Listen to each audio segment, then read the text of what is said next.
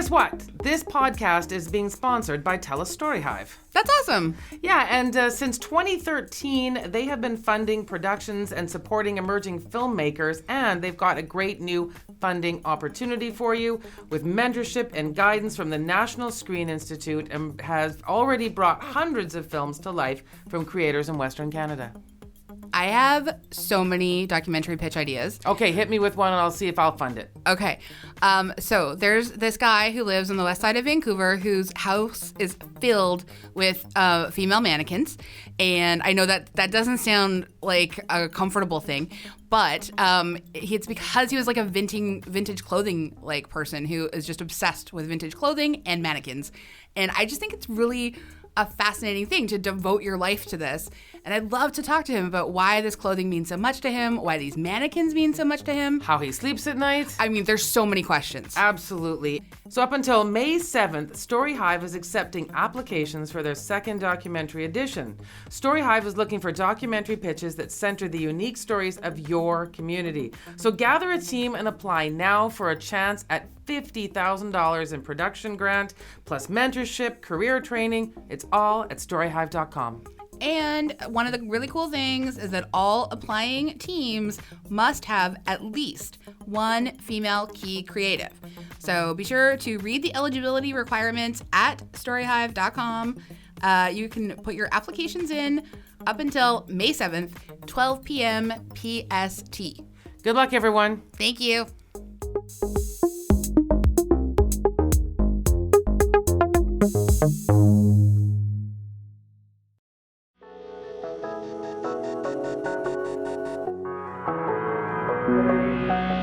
You're listening to Pop This, the podcast where two women talk about everything pop culture. Here are your hosts, Lisa Christiansen and Andrea Warner.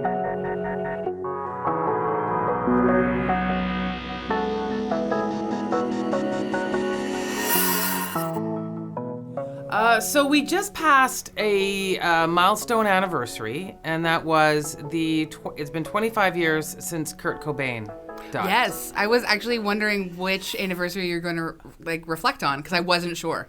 A week later, the 25th anniversary of the release of Hole's Live Through This. Well, I mean, it makes, yeah. I kind of always remembered that timing. Yes. I guess we know we're in the music. You schedule things. Yeah, you don't plan it. You do not plan it. They're being shipped out, and thinking of 25 years ago, music was much more of a physical property. They would have had it like a month before. For sure. Yeah. And interviews and tours and all of those things set up. And so, as obviously like any normal person, I listened to that album a lot. Oh my God, Live Through This is amazing. And I re-listened, and I was still surprised at how good it was. Oh, it's good. And then I started really thinking about, here's the question for you. Sure. It's like an essay question. We've gone through a real revision of how we feel about Monica Lewinsky, the treatment she received. How do we feel now about Courtney Love? Oh, I've been thinking, I've always thought that Courtney got a raw deal, on a lot of levels. I think that there's been so many iterations of Courtney Love as like a famous person. Yeah, she hasn't done a lot really to try. Not that it's her job to make us like her or not. That's not her job at all. I love the fact that she does not give a hoot about being a likable woman. Yes, and I follow her on Instagram, and it's active. She's busy. She's got a lot of stuff going on. I was like really lucky at Bumbershoot a number of years ago. I got to be in like this tiny private radio gig with her, and so it was just like me and like 50 other people.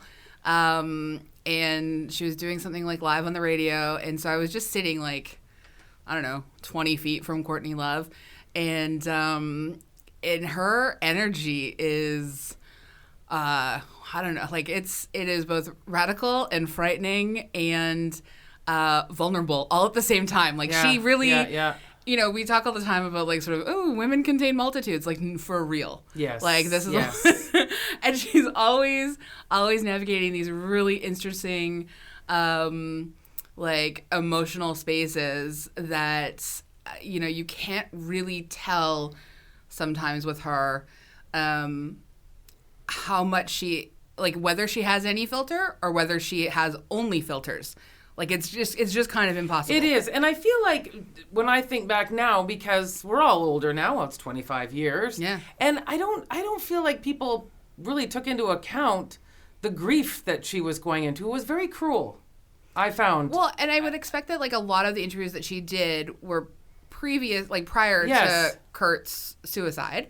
So anything coming out around the actual release of her record would have not been able to sort of take into account that sort of like trauma. Yeah. And then like further to that, like, just like immediately, you know, we see it so often, like you blame the wife when a great sort of like huge voice of a generation who's a man has harmed himself in some way, you know? I mean... And then she had 2 months later, the bass player from Hole died of a heroin overdose as well. Yeah. There was a lot. There's a lot going on. That woman, Anna, having a 2-year-old. Yeah. To care for at the same time. Oh, and your album's coming out. Oh, and we'd like you to do this and this and this. And you're dealing with your own like trauma from so and many different things. And if somebody takes their own life, the amount of guilt, the amount of processing there that goes into all of that. I mean, I feel like now I hope there's a lot of people that are looking back at the way they talked about her. And it's not hard, actually. You can Google all that stuff. Yeah. And, maybe an apology. Maybe that's what we'll do on this 25th anniversary is, you know, a little bit of I hope there's some really good think pieces that come out about looking at this and how we talk about women and how it was different 25 years ago. Yeah, I mean... That's a lot to ask. We'll see. I know. Yeah. I think that we're always sort of living with, especially someone like Courtney Love, living with a sort of constant re-examination of the context of the times and how we have hopefully grown a little bit more compassionate and like interested in the lived experience of people. We haven't changed that much in the way we talk about women who are survivors of sexual assault. We haven't changed that much about how we talk about women's mental health and how we talk about grief and how we ask people to process their trauma publicly for us. So we probably have some like nice hard lessons that we could look at with Courtney Love. Yes, and if nothing else, please just go and listen to Live Through This again, start to finish. Yeah, I think you'll find that's all killer, no filler in there. Like it's a solid album. It is. It's great.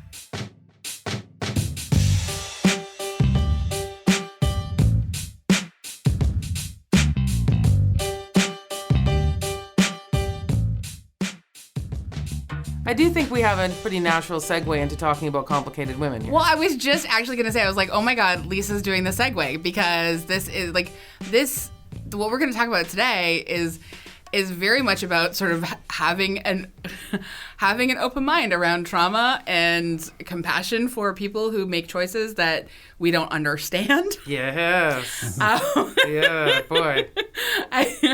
The small chuckle is our guest, and I'm delighted to first we should say yes. You're listening to Pop This. I'm Andrea Warner. I'm Lisa Christiansen, and we're very excited to talk about both the articles of the podcast and the television show Dirty John. It's a real hat trick, a brilliant trifecta of true crime, mayhem, and just an awful experience for a bunch of different women. And men. And yeah. And we have a guest. Hi. Oh, what a little hi. Hi. Hi. The most tender hi we've ever had. Really so excited to have Mr. Mike Browne, creator, writer, producer, and host of the Dark Poutine podcast, which focuses on true crime, dark history, and mystery. Mike is also president and CEO of Dark Poutine Media, Inc. You can learn more and listen to his show at darkpoutine.com. Yeah. I am so excited to see you. Thank you for coming. Yeah, thank you so much for coming. Thank you for having me. I appreciate it. Oh, it's so good. And it's going to be so good to talk about Dirty John with so you. So much on Is this. this previous to us asking you to come on and talk about this? Was Dirty John a podcast that you'd listened to? Oh, absolutely. Yeah. I've listened to the entire thing probably 3 times. Wow. So I quite enjoyed it. Yeah. A friend of mine, she does a podcast out of Los Angeles. Her podcast is called Murderish. Oh, yeah. And it's done by Jamie Rice. She has had Deborah on her show. Wow. And she's had Tara on her show as well. Wow. So we'll talk. We'll get into who those people are. Yeah. I'm sure. Oh my God! Should we do the background? Just Yeah. quickly in case? That makes sense. So Dirty John is a true crime podcast based on the life of John Meehan. The podcast is hosted by Christopher Goffard and was created by Wondery and the Los Angeles Times. The first 2 chapters were launched on October 2nd, 2017. The following 4 chapters were released over the following days. The podcast was downloaded over 10 million times.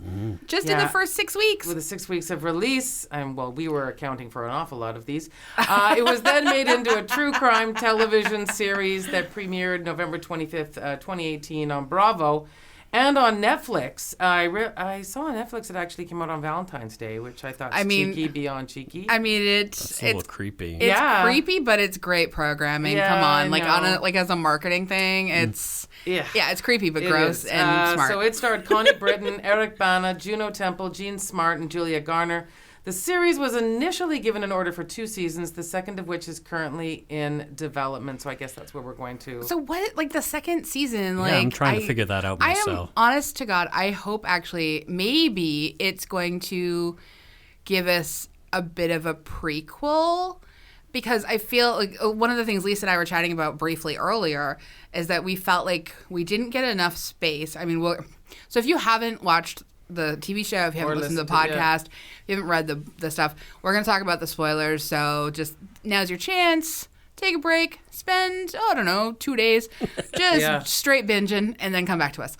But maybe a prequel would give a chance for them to dive into how her sister's murder by her husband sets the stage for how all of this sort of takes over their life in a very strange way. Also, I don't know if you've listened to some of the follow-up podcasts in the series where they had the live events. Yeah. And his other children, John's 2 daughters. No, I haven't heard those. I didn't listen to the 2 daughters. Or at least one of them was there, and there's been some communication. No, I did listen to that a long time ago, though. Yeah. Yeah, there's been some communication. So there is an awful lot after. There's a lot, and the LA Times writer Christopher Goffard. I mean, we end the TV series with Connie Britton phoning him, saying, you might be interested in this. Yeah. And so since he put that initial the series out, a lot more women have come contacted forward. him. Oh, so maybe there will be a prequel. So there are, if this is the one story we have, there are,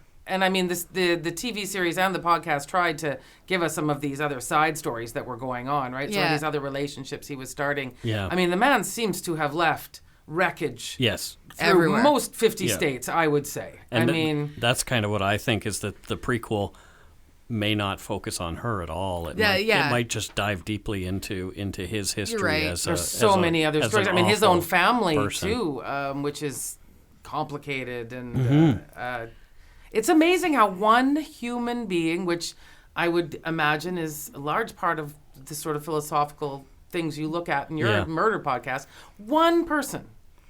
You sometimes feel like, you're just one faceless person marching onto the transit every day and no one knows you're there. But one person can cause so much havoc. Absolutely. Oh, and really, really ruin so many lives. We actually haven't said what. So I'm not gonna read the whole synopsis, but I'm just gonna give sort of a high level overview.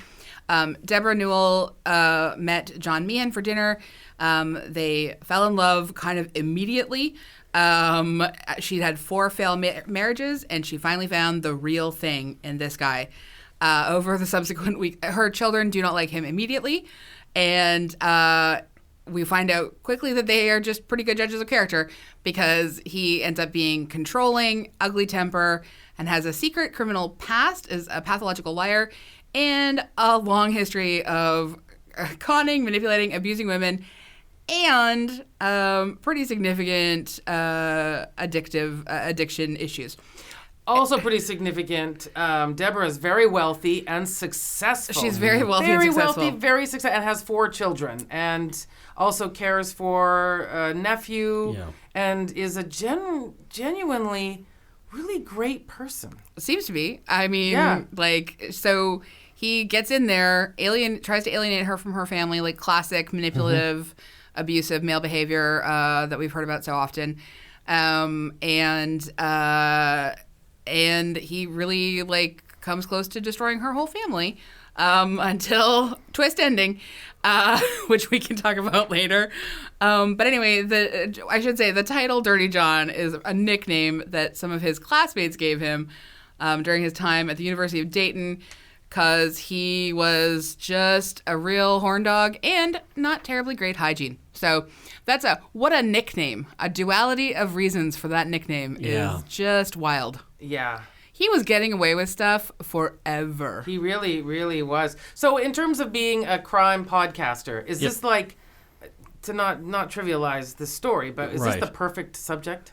It's a very good one. It's a really interesting look at a psychopath, because he's definitely a psychopathic individual to have no care for anyone else other than his own, enjoyment, really. And he was with her, obviously, for her money.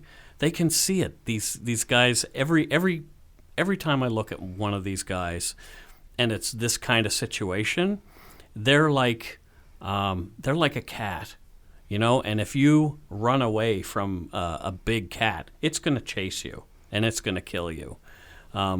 These women, he sees them as mice. They're playthings to him, and but the problem with the plaything is sometimes, as a human being, we will stand up and say, no, wait a minute here. And this is where the problem always ends up with him, is because every single one of these relationships, eventually somebody is on to this guy.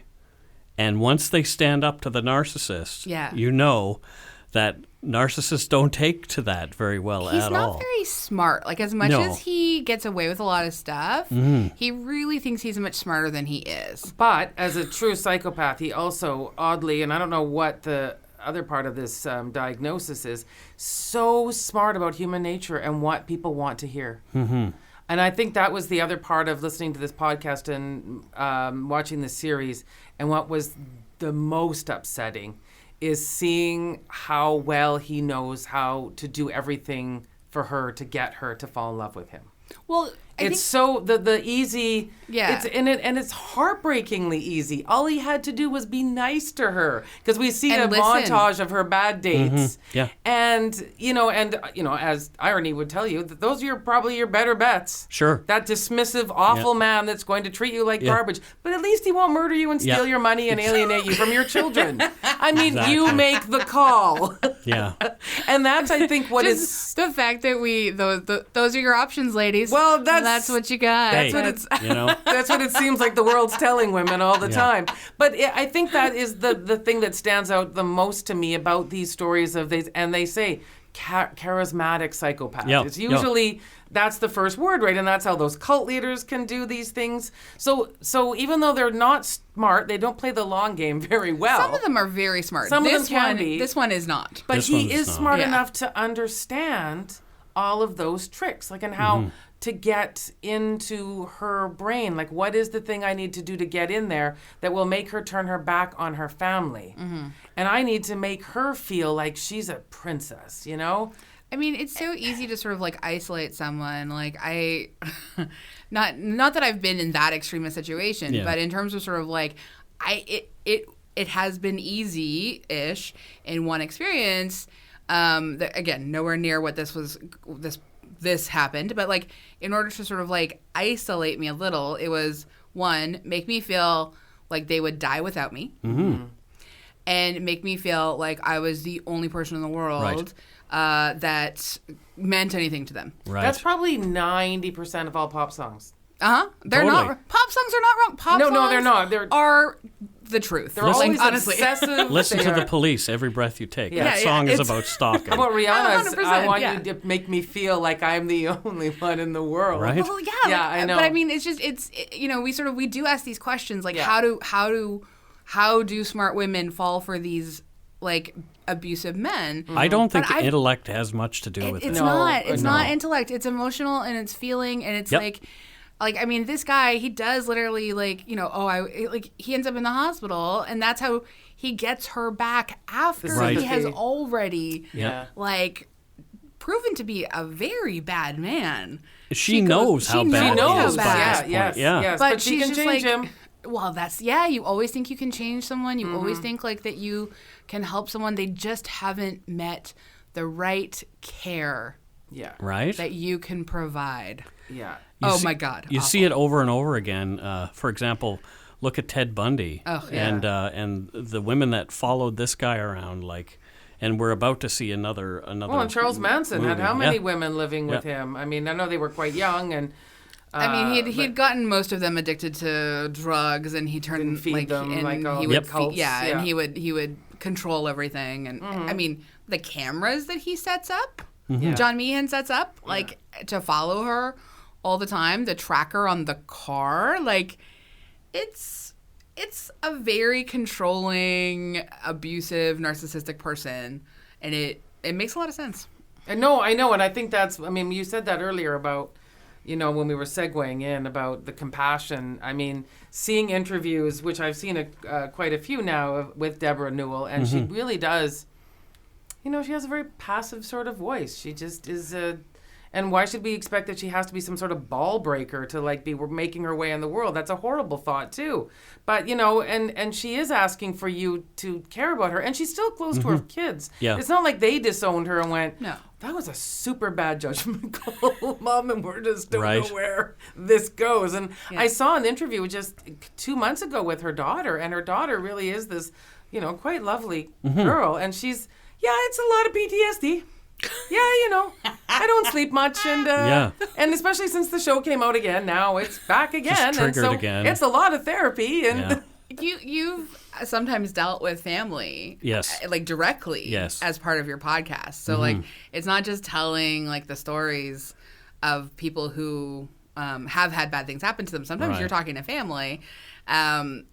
Like, have you come across a family quite like the Newells? Because I think they're quite unique. Not really. I've come across people who have gone through very awful things and are very, very angry. Mm-hmm. I've come across that a number of times, obviously. I've come across people who are forgiving, and they're really forgiving folks, and they want to forgive the perpetrator so they themselves can move on in a healthy way, which I really kind of dig that myself. And then there are people like Deborah Newell, and I don't think I've ever really talked to anybody like her. what did Interesting. your friend say who interviewed her? We didn't really get into it. Oh, I just okay. listened to the interview. I always got the feeling in every interview that I've heard with Deborah is that in a weird kind of other dimensional way, she has still a soft spot for this guy. Yeah, I think yeah, so I got too. that too. Yeah, Like and her mother too. right? Like, Yes, I mean that was just. but that's that whole thing about the groomer, the psychopathic Yes. groomer, is he doesn't only groom the individual who is his target. He grooms the people around them too. Yeah. And this is why he didn't like the daughters, I because know. they There weren't was no way buying. they were going- weren't no. buying what he No. was selling at all. But look at the most recent documentary about Michael Jackson, Finding Neverland. There's a great podcast called True Crime Profile, and it's done by Jim Clemente, who is a FBI profiler. Yeah. And I got to meet him at CrimeCon. He's a fantastic guy. He himself was groomed and abused as a boy by a predator. He got into police work, eventually became a prosecutor, and then became an FBI agent, which is fantastic. He was the guy hunting these creeps. He was involved in the Michael Jackson investigation when Jackson was first charged. And he really still to this day believes very, very strongly that Michael Jackson groomed the entire world. Yeah. By, Oh, wow. you know. I mean, I thought you were going to say their families, because we saw that in the documentary. No, but it was the entire world. Like, you see, there are still rabid fans of Michael Jackson. And there's a lot of radio executives and people that made a lot of money off Right? of him that are It's like a really big check. pretty big part of that complicity in the grooming. Yeah. Wow. Yeah. So, I mean, Jackson did it at that level. Yeah. John Meehan does it at the Tiny level. at the family level kind Yeah. of thing. But that's exactly why her mother is like, well, you know.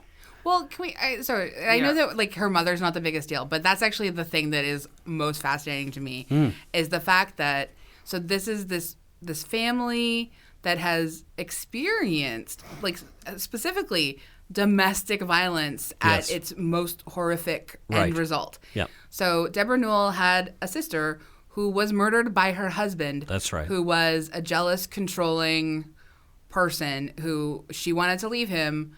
He did not want her to, and he just shot and killed her. Mm-hmm. And In cold blood. Yes. Like full on cold blood. Yeah. And the mother still tells herself it's because he loved her too much.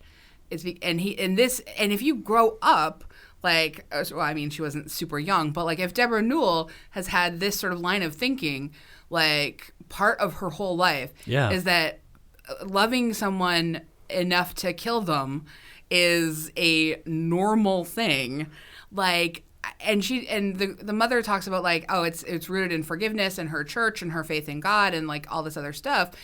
But it's also, I think, because she's like internalized really awful misogyny and it's unchallenged within like her framework of forgiveness and church stuff. Like, it's wild to me. And so of course this family is sort of like perfectly in position to be groomed for violence by another predator. Yeah, you grow up with the beliefs that your parents instill. Sure. And oftentimes when you're an adult and those things are challenged, you're like, oh, wait a minute. Mom and Dad told me this, and I believed it for all this time, and now I have this event happen to me, and this isn't so. But I don't think Deborah quite... Well, she can't bring herself to talk to her former brother-in-law. So she is starting to check out of that process. Yeah. But she also has complicated relationships with men. She's on it's her fourth ex-husband already. This will be her fifth or whatever. Yeah. Like, well, it is her fifth. It is her fifth. I guess she's technically now a widow, though. Now so a widow. There you are. But like, and I'm not blaming the mom. I'm just so fascinated by what it does, what this kind of, because I was saying that like, I watched Abducted in Plain Sight. Oh.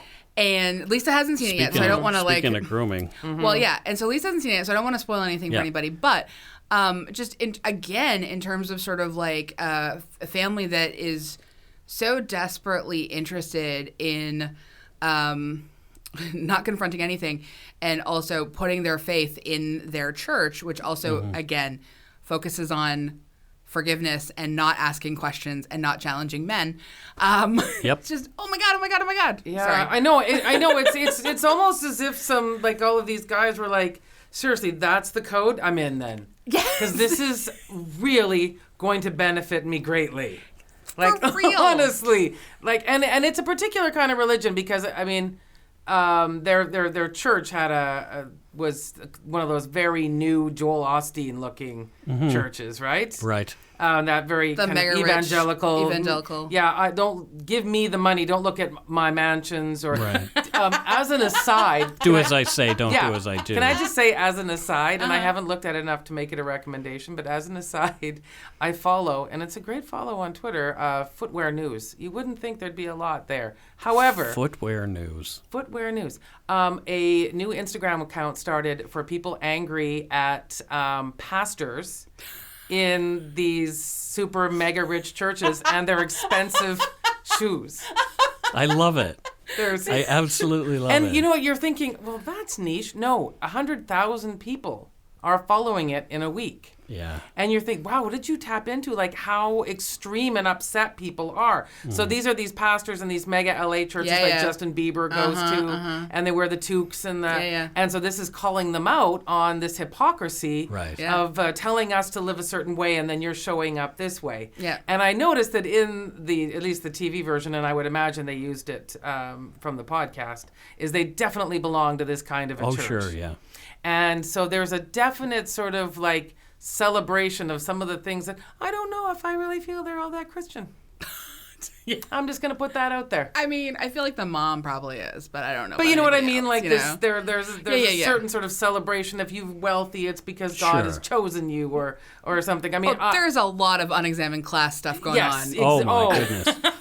This is a deep pool that we're getting into, and I don't know if I could swim out of it. But it is but can I just say, she has so much money. Yeah. Like honestly. Yeah. Honestly. When she said she's just got this sack in the house in case there's a... But what's the one thing that is missing?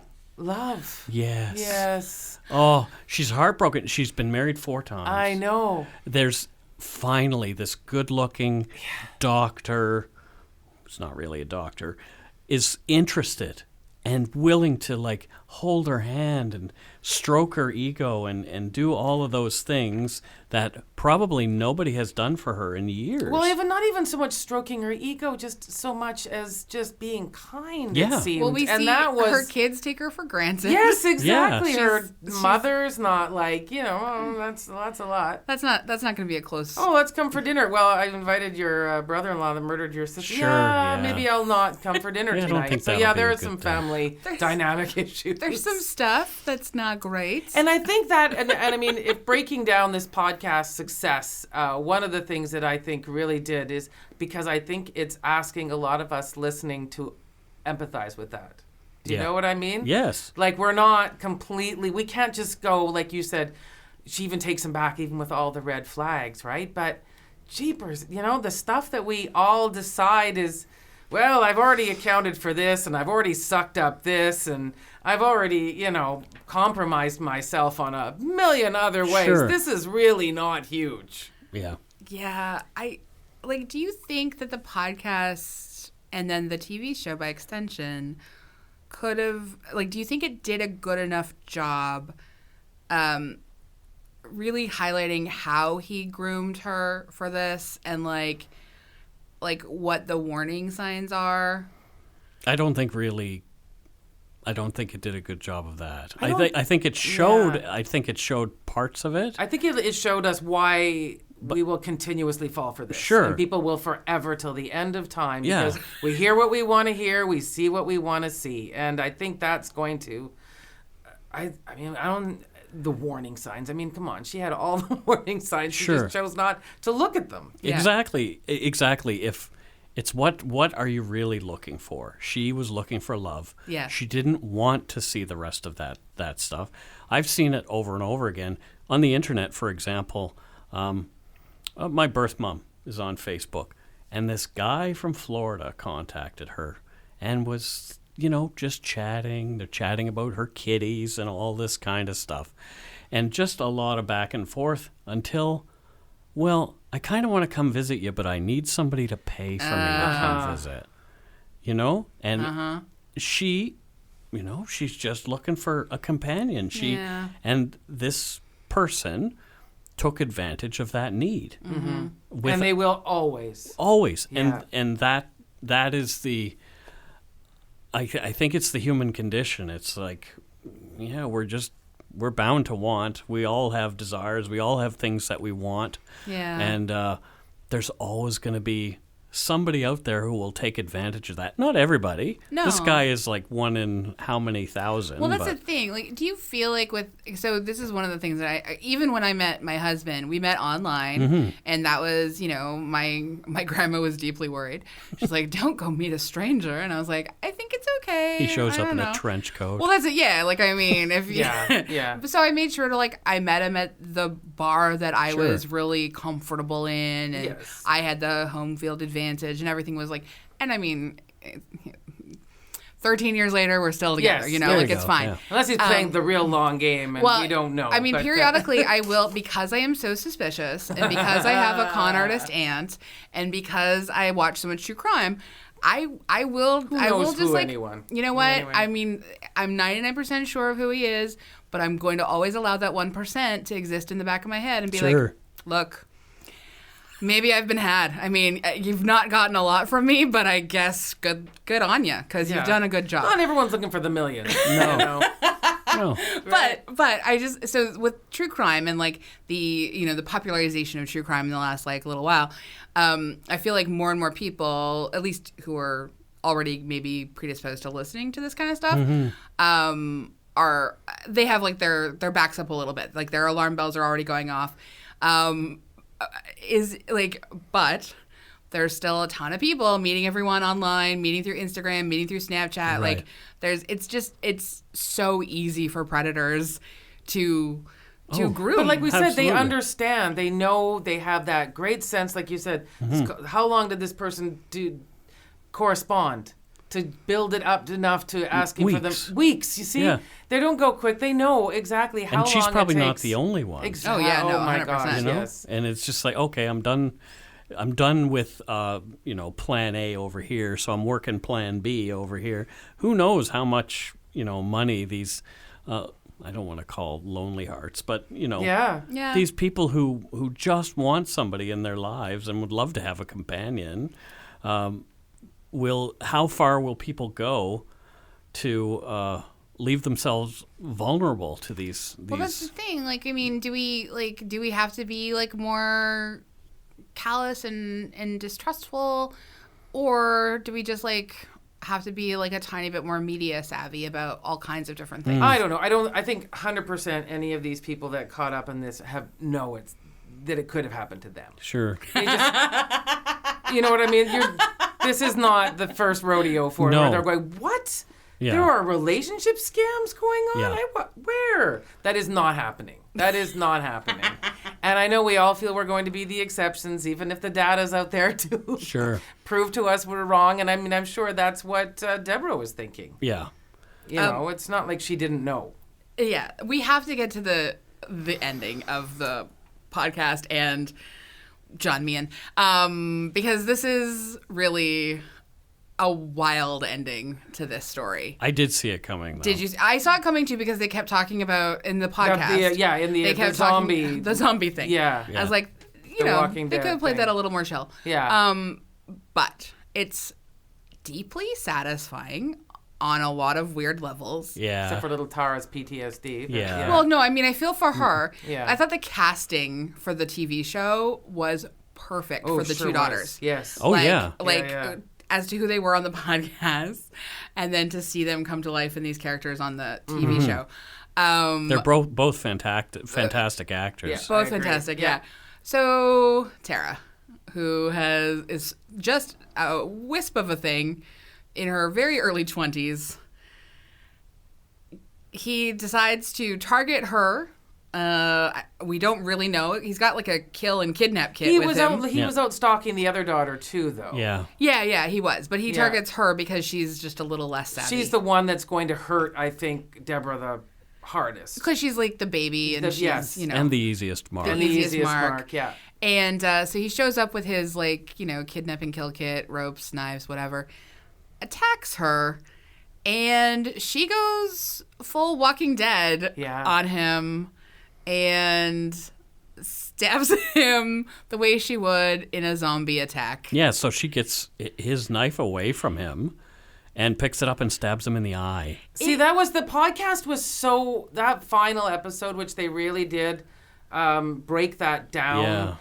The circumstances, that he was sick at the time, like all of the conditions that went into that, so this could end this way. And that's where I felt like we were a bit cheated by just a sensational scene in the movie. Right. Yeah. It didn't have the dog being there. Also, I love that side story about that young girl. I mean, they did show her coming down the stairs. Just very briefly. Very briefly, but there was, it was, I don't know, the podcast did such a good job of filling out like how this changed a community almost, rather than just a family. Would have been a very slow movie.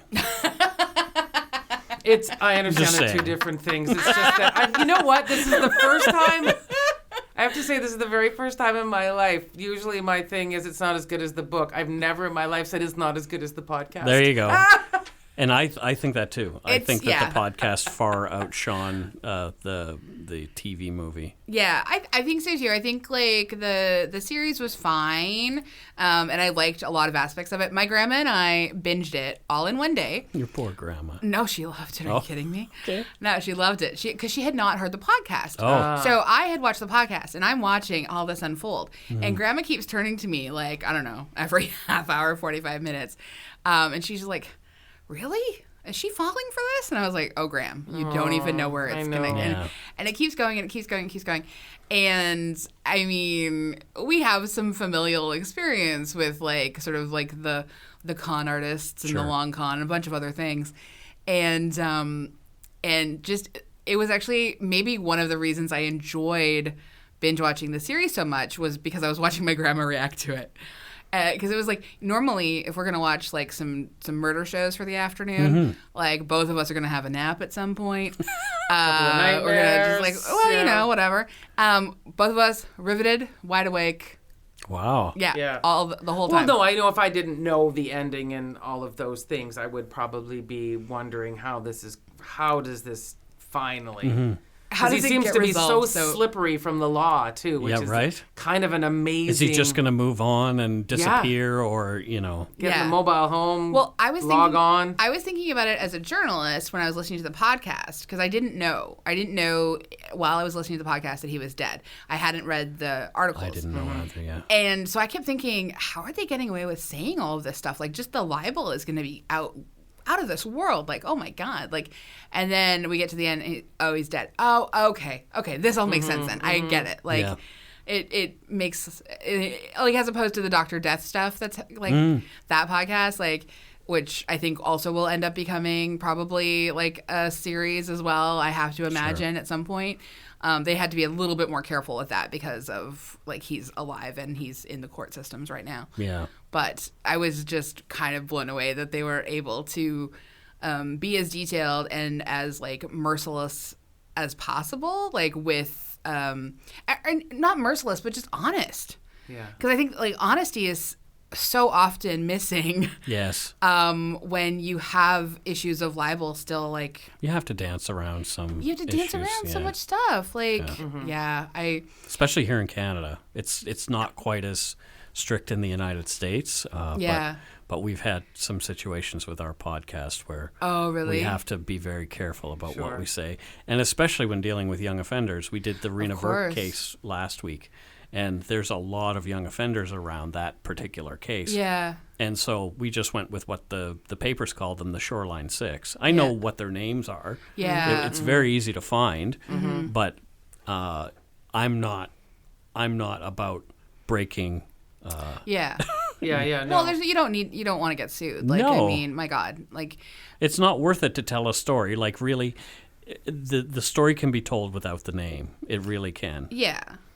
No, like, what about, like, the ethics of, like, we talked a little bit about this during the podcast festival last year, but, like, you know, listening to this podcast and, like, loving it so much as we all have and, like, it being so riveting, like, what do you think it is about this story that is it just all how weird it is? I really do think it's just because I think all of us have that that we've watched the relationship scams all of the time. I mean, that's a big story we're constantly telling. People are getting, trying to get money out of them all the time. And I think there was something that the way the story was told that made us all feel a little bit, complicit's the wrong word, but I don't think we were all quite as, well, I wouldn't fall for... Right. At a certain point, you think you would get out faster than her. I think everyone thinks that. They think that. Yes. Yes. So, but I feel But if you're like... caught up in it, if Yeah. you're caught up in a love, quote unquote, love relationship with somebody who has romanced you and up until certain events, everything looks just great. Well, I haven't had anything quite as good as the history that I've had with this person. So maybe I can forgive that he's bonked me on the head with a baseball bat once or twice. Yeah. It's awful. Yeah. But that's what it is. and they count on that. They count on being forgiven. Yeah. These guys. Well, and then that's a kind of natural state for most of us, right? I mean, as you said, one of the best ways for any of us to move on from a circumstance that we are upset about is forgiveness. Yeah. Whether it's someone else or forgiving your own self. Exactly. I mean, that's a big part of any kind of development. And presumably after 4 marriages, she's learned how to forgive an awful lot. Man, I can't. We didn't even get into the history of these 4 marriages and how they broke up. I want to know everything about those 4 marriages, but I don't at the same time. No. You listened to the podcast 3 times. Yeah. That's like, so why 3 times? Just because I thought it was really well done. Yeah. It was fantastic. It was a great telling of an interesting story. And being a storyteller myself, I want to learn as much as I can about telling a story, and pacing is important, and I thought they paced it really well, as far as only having 6 episodes. Some things go on much too long, as we've seen, and eventually Fonzie is jumping over a shark. Yeah, there you go. But this wasn't one of those things, so that's why I appreciate it so much. Yeah. It was just really, really well done. One of the things that I am really grateful for about Deborah, so Deborah says about telling her story, why she did it. She said that it isn't for me right now. It's more so for others. Yeah. It was really important to me to get through to other women what could happen for them, and for the ones that it has happened to let them know that they're not alone. And I thought that was actually, because she does open herself up to a lot of criticism, a lot of people being very scornful probably about her and her decisions. Yep. And so that actually was one of the things that one of the things that most astounded me is that it's actually really generous for her to tell this story. A lot of people don't come forward. Yeah. Because they're ashamed Yes. that they let something go on that long. And I think being able to allow people to go, look, we get it. We get it. That's in the 10th episode of my own podcast, I don't know if you've listened to this particular episode, I told my story. I had been, a man attempted to abduct me when I was 11 years old. And he said the most horrific things to me that no adult had ever said that he was going to do to me in the woods. It was awful. And for years, I carried this guilt around with me that it was somehow my fault, questioned my sexuality.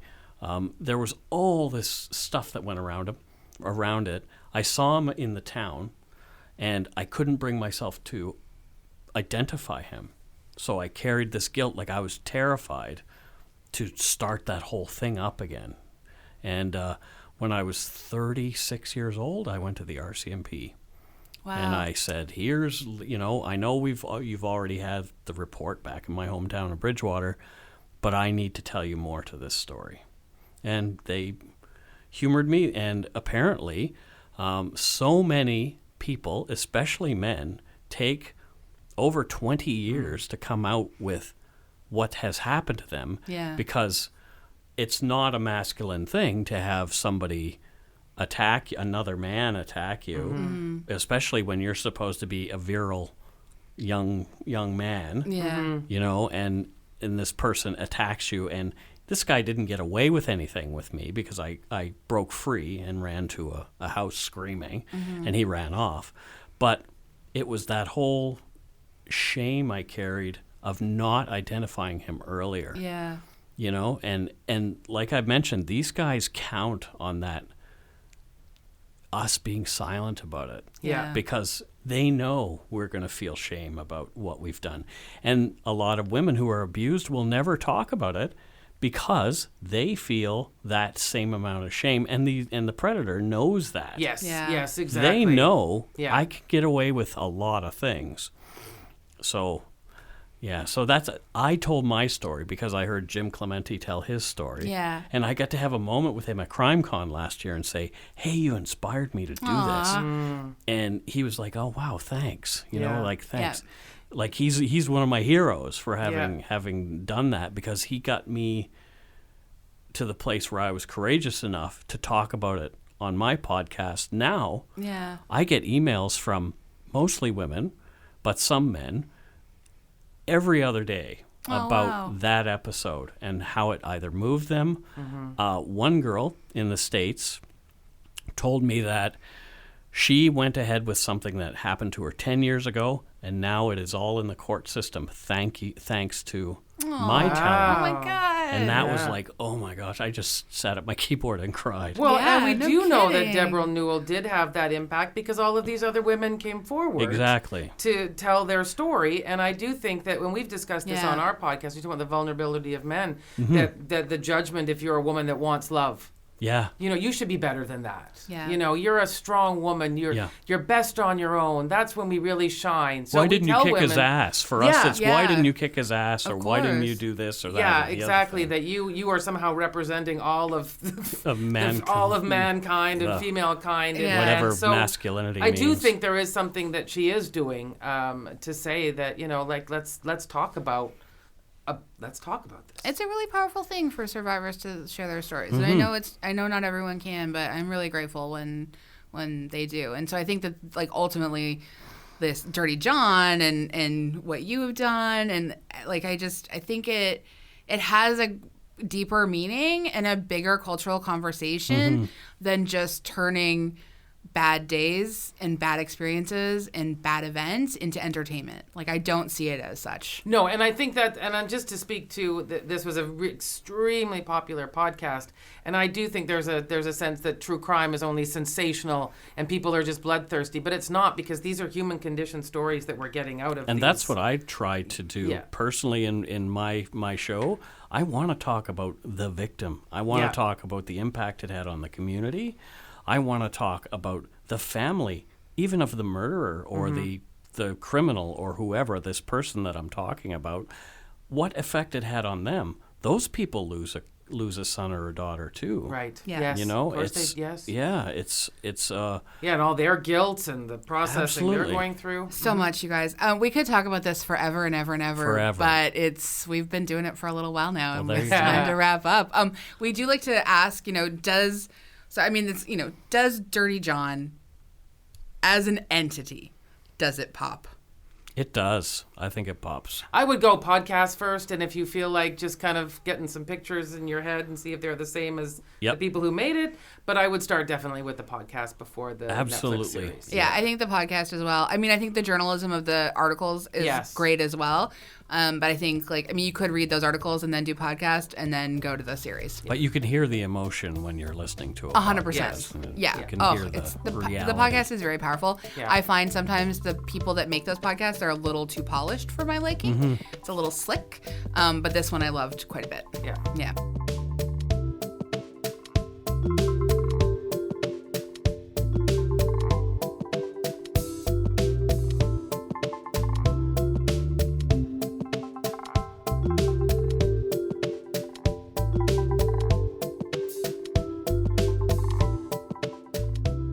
We also love to end our episodes on something we personally recommend that has nothing to do with whatever we've talked about. I mean, sometimes it has something to do with it. Because I'm going to suggest holes. Listen to it. Live through this? Live through this. That's your. I am all parts. Yeah, there Oh, you nice. are. So you know. good. So Yeah. good. So that's your That's my recommendation. recommendation, is I like just it. to Start. revisit. You brought us full circle. That's what I did. That's Love great. it. That's good stuff. Mike, what do you recommend? I am so obsessed with RuPaul's Drag Race. Oh, I am yes. so obsessed with that show. nice. We subscribed to Out TV because on the app because we couldn't get season 11 on Netflix yet. So it's only $40 a year. So why Perfect. not? Why Why not not? subscribe? Yeah. And there's Yeah. lots of I can watch. Untucked and, Yeah. and All Stars, RuPaul's All Stars. I Make it just sound like they're different shows. That's all the same universe. it is you know? pretty much the same. And but I get to see. I love the show, like the courage that I get to see displayed and the creativity. Mm-hmm. I think absolutely they're like second to none. RuPaul is like one of my heroes. Yeah. Yeah. So Good good. hero. So good. I'm going to go in a real bummer of a different direction, Uh-oh. but I'm going to talk. So I have been listening to the new season of Uncover. Yes. The Village. Yes. Talking about just what happened in Toronto to all of these marginalized, often racialized queer men, and the serial killer who could have been stopped a bunch of times before he took more lives. So that's an investigative podcast that's happening. It's through CBC, and it's really great. That story is actually close to my wife's family. Oh, wow. Her cousin, Melissa, and her other cousin, Andrea, grew up with Bruce MacArthur's kids. Oh, my God. Oh. They had been in his house babysitting his cats. Oh, my God. Oh, my God. So they know this person. Yeah. And they know him as this jovial, Yeah. wonderful, Well, we've been saying charismatic psychopath all through guy, this. right? Yeah. Exactly. Yeah. And that's another thing that they do really well that I've learned on my show is they compartmentalize so well. They Yeah. can go home, hug the kid, pet the cat, and they've just cut somebody's head off, and So it's in the trunk chilling. of the car. So chilling. You So know, chilling. like, holy crap. That is How a- do you... Ugh. I'm glad I don't understand how that no, can happen. Because I just don't. I think Yes. it's like Yeah. oh boy. Yeah, so I really brought us down. But no, I think that's a great I suggestion. think you're in a safe place for that. I'm kind of listening stuff to here. that, too. Yes. Yeah, it's so. But go watch RuPaul and listen to Live Through This.